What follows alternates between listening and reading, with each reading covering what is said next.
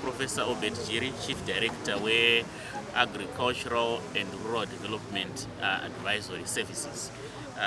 Pano nhasi taunganira nyaya yekupiwa zvibatiso zvemotokari zvabva kune imwe project yanga ichiitwa nepartner yedu iri kupera hayo gore rino iri. Saka vatipa motokari dzagara dzichishanda muproject iyoyo ndidzo dzavatipa. Izvi zvinobatsira kuti patinenge tichiita extension kana kuti tichipa ruzivo nekupakura ruzivo rwekurima kuvarimi zvinoreruka. Saka tinoda kuzvitenda zvikuru ndo partnerships for growth atinenge tichitaura, nekuti kana zvadai zvinoreva kuti takugona kunyatsoita zvinhu nemazvo, basa rido richifamba zvakanaka kumatunhu avanga vachishanda iwayo. Tinenge tichishuvira kuti tigone kuenda kumatunhu ese akasiyana enyika tiwane zvibatiso zvakadai, ndo zvinoita kuti tigone kuramba tichipakura ruzivo kuvarimi zvakanaka.